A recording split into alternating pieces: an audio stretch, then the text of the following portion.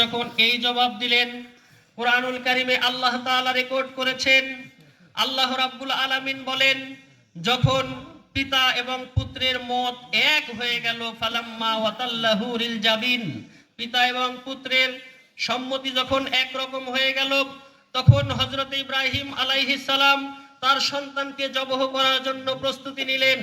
আল্লাহ রাব্বুল আলামিন বলেন, ওয়ানাদাইনাহু আইয়া ইব্রাহিম, আমি ইব্রাহিম আলাইহিস সালামকে ডাক দিলাম, হে ইব্রাহিম, কদ সাদ্দাকতার রুইয়া ইন্না কাযালিকা নাযিল মুহসিনিন, হে ইব্রাহিম, তুমি তোমার স্বপ্নকে বাস্তবে রূপ দিয়েছো, আমি তোমার সন্তান জবহ হোক এটা চাই নাই।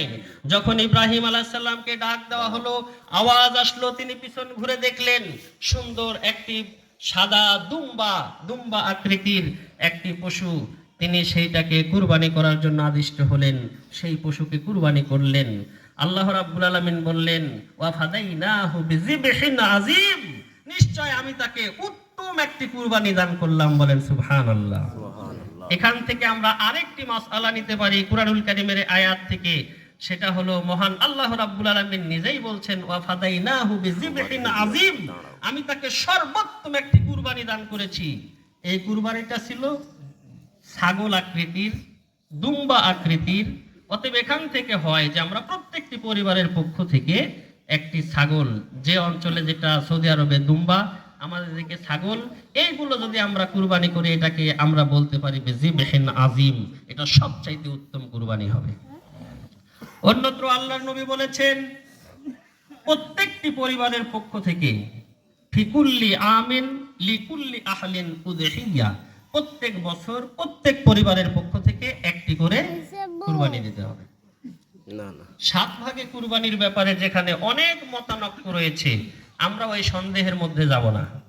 আমরা একটি গরুর ভাগ দিতে, অংশ দিতে যেই টাকা খরচ হয়, ওই টাকা দিয়ে সুন্দর একটি ছাগল কেনা যায়। ওখানে আমরা যদি গোশতের ইচ্ছা করি যে গোশত কম হবে বেশি হবে, এই চিন্তা করলে আমাদের অন্তরের তাকওয়া আল্লাহর কাছে পৌঁছবে না। মহান আল্লাহ রাব্বুল আলামিন ঘোষণা করেছেন, লা ইয়ানালাল্লাহা লুহুমুহা ওয়ালা দিমাউহা ওয়ালাকিন ইয়ানালুহুত তাকওয়া মিনকুম, হে মানুষ সকল শোনো, তোমরা যেই কুরবানি করে থাকো, এই কুরবানির রক্ত আল্লাহর নিকটে পৌঁছে না, গোশত আল্লাহর নিকটে পৌঁছে না, বরং আল্লাহর নিকটে পৌঁছে যায় তোমাদের তাকওয়া। তোমাদের তাকওয়া কেমন, এইটা মহান আল্লাহ রাব্বুল আলামিন দেখেন। এই জন্য প্রত্যেকটি মানুষের তাকওয়ার যে স্থান, এই তাকওয়াটা ঠিক রাখতে হবে যে আসলে আমি গোশত খেতে চাই নাকি মহান প্রভুর আমি সন্তুষ্টি অর্জন করতে চাই। কুরবানি এটা আপনি দিবেন, আপনার কুরবানিতে যারা দুস্থ দরিদ্র ফকির মিসকিন, এদের হক রয়েছে।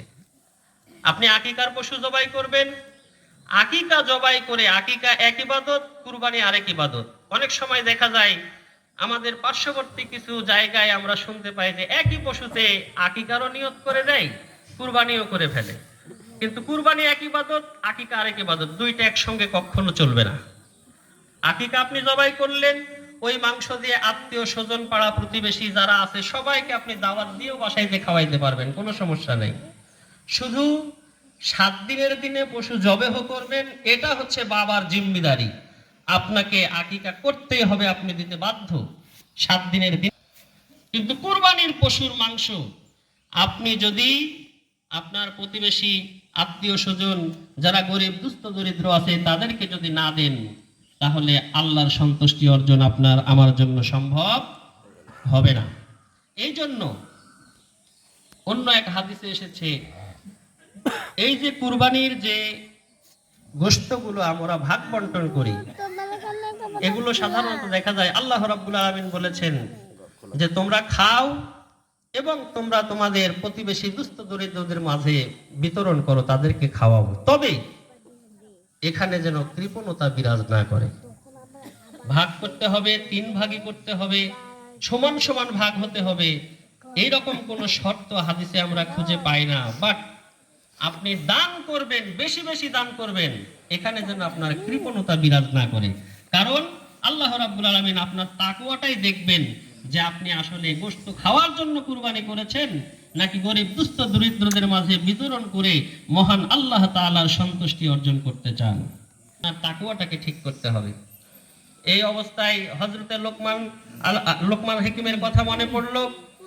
তিনি তার সন্তানকে উপদেশ দিয়েছিলেন, এবং হযরতে লোকমান যখন একটি বাড়িতে কাজ করতেন তখন তার মুনিব তাকে বলেছিলেন, লোকমান, তোমার ব্যাপারে শুনেছি তুমি অনেক বুদ্ধিমান, তো তুমি যে আমার পশুগুলো চড়াচ্ছ, একটি পশু জবেহ করে সর্বোৎকৃষ্ট ওই পশুর অংশটুকু তুমি আমার সামনে হাজির করো।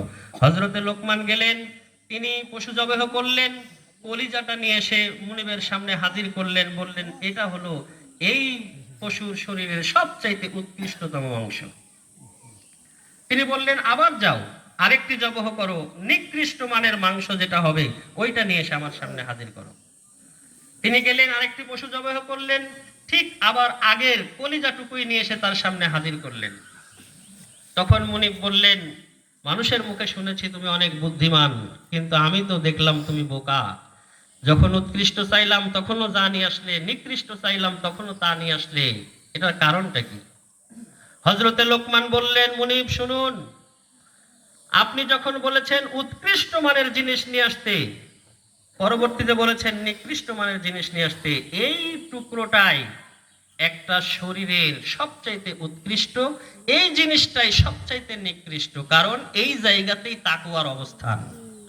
যদি কারো তাকওয়া ভালো থাকে, যদি পৃথিবীতে তার জীবদ্দশায় সে যদি ভালোভাবে জীবন যাপন করে, ওই জায়গায় যদি আল্লাহর ভয় থাকে, তাহলে পৃথিবীতে সবচাইতে ওই বডিটা হবে আল্লাহর নিকটে উৎকৃষ্ট মানের বডি। বলেন সুবহানাল্লাহ।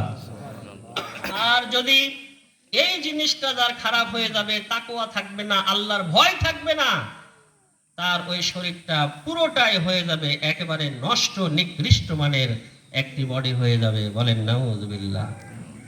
সম্মানিত উপস্থিতি, হাদিসে এসেছে, আল্লাহর নবী বলেছেন, ইন্না ফিল জাসাদি মুদওয়া, নিশ্চয় মানুষের শরীরে এমন একটি অংশ আছে, ফাইজা সলাহাত সলাহাল জাসাদু কুল্লুহু, ওই জিনিসটা যদি তার শরীরে ভালো থাকে, আল্লাহর তাকওয়া যদি সেখানে থাকে, তাহলে ওই মানুষটা সবচাইতে আল্লাহর নিকটে প্রিয় হবে, পুরো শরীরটাইতে সুন্দর ভালো। ওয়াইজা ফাসাদাত ফাসাদাল জাসাদু কুল্লুহু, আর তার শরীরের ওই অংশটা যদি খারাপ হয়ে যায়, তাহলে তার পুরো শরীরটাই খারাপ হয়ে যাবে। এই জন্য আমাদের তাকওয়া যে স্থান, এই তাকওয়াটাকে আমাদের ঠিক করতে হবে। যদি আল্লাহর ভয় যদি আমাদের থাকে, তাহলে আমরা আমাদের জীবদ্দশায় সব জায়গায় ভালো কাজের প্রতিযোগিতা করতে পারবো। জোরে বলেন আলহামদুলিল্লাহ। আল্লাহ রাব্বুল আলামিন ঘোষণা করেছেন, ফাআম্মা মান তাগা ওয়া আসারাল হায়াতাদ দুনিয়া ফাইন্নাল জাহিমা হিয়াল মাওয়া। নিশ্চয় মহান আল্লাহ রাব্বুল আলামিন ঘোষণা করেছেন, যারা পৃথিবীতে সীমা লঙ্ঘন করবে ওই ব্যক্তিদের স্থান হবে কঠিন জাহান্নাম। ওয়া আম্মা মান খাফা মাকাম রাব্বিহি ওয়া নাহান নাফসা আনিল হাওয়া ফাইন্নাল জান্নাতা হিয়াল মাওয়া। আল্লাহ রাব্বুল আলামিন বলেন, আর যারা প্রতিটি মুহূর্তে প্রত্যেকটি সময় চিন্তা করবে, মহান আল্লাহ তাআলার সামনে কাঠ গড়াই দাঁড়ানোকে ভয় করবে, যে ওই জায়গায় আমি কেমনে দাঁড়াবো, আল্লাহর সামনে আমি কেমনে মাথা উঁচু করে দাঁড়াবো, আমি তো এই পাপ করেছি, ওই পাপ করেছি, এত রকমের পাপ আমার দ্বারা সংগঠিত হয়েছে, আমি কেমনে আল্লাহর দরবারে দাঁড়াবো, এই ভয় যার অন্তরে থাকবে, আল্লাহ রাব্বুল আলামিন বলেন, এবং পৃথিবীর চেয়ে আখিরাতকে বেশি প্রাধান্য দিবে, তাদের জায়গা হবে সুমহান জান্নাত। বলেন আলহামদুলিল্লাহ। সম্মানিত উপস্থিতি, সময় বাড়াতে চাই না, আমরা প্রত্যেকটি আজকে আমরা দেখছি, আজকে ঈদের সালাত আমরা আদায় করছি, অথচ গতকালকে আমরা এই মাঠে আমাদের একজন মায়েদের জানাজার সালাতও আমরা আদায় করেছি। জোরে বলেন ঠিক কিনা? আজকে ঈদের সালাত আদায় করার পরে আমরা যে আবার জোহরের সালাত আদায় করতে পারবো, এই গ্যারান্টি আমাদের জীবনের কারো নেই। এখান থেকে বাসায় ফিরতে পারবো, এই গ্যারান্টিও আমাদের নেই। যার কারণে প্রত্যেকটি মুহূর্তে যেখানে যে অবস্থায় আমরা থাকবো, আল্লাহ পাক আমাদেরকে যেন ভালো কাজের সঙ্গে রাখেন, আমাদের মৃত্যুটা হলেও যেন ঈমানের সঙ্গে আমাদের মৃত্যু হয়। আল্লাহ পাক আমাদেরকে সব সময় ভালো কাজ, তাকওয়াপূর্ণ কাজ করার তৌফিক দান করুন, বলে আমিন।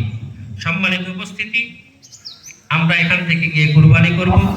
কুরবানির সময় এই কুরবানির যে দোয়া, আমরা পশুকে কাত করে শুয়ে দিয়ে পা গুলো কিবলামুখী থাকবে, পশুকে আমরা ধরে বিভিন্ন হাদিসে দোয়াগুলো বিভিন্ন ভাবে আসছে।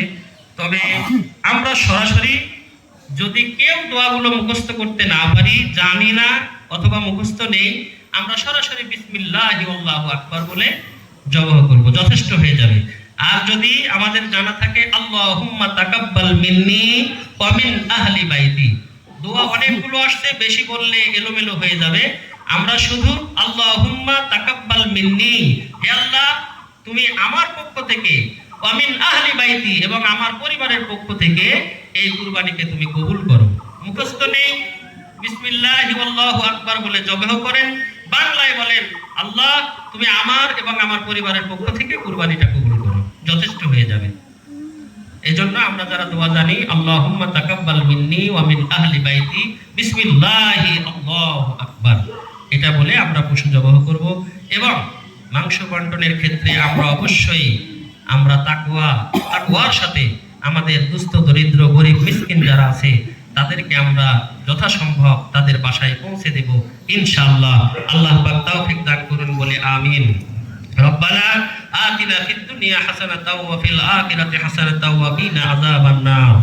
রব্বানা যালামনা আনফুসানা ওয়া ইল্লাম তাগফির লানা ওয়া তারহামনা লানাকুনান্না মিনাল খাসিরিন।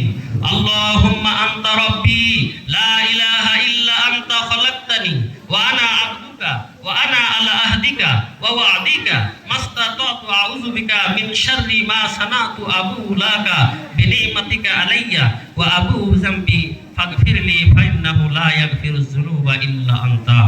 রব্বানা তাকাব্বাল মিন্না ইন্নাকা আনতাস সামিউল আলিম ওয়া তুব আলাইনা ইন্নাকা আনতাত তাওয়াবুর রহিম। সুবহানা রাব্বিকা রাব্বিল ইজ্জাতি আম্মা ইয়াসিফুন ওয়া সালামুন আলাল মুরসালিন ওয়ালহামদুলিল্লাহি রাব্বিল আলামিন। সুবহানাকাল্লাহ।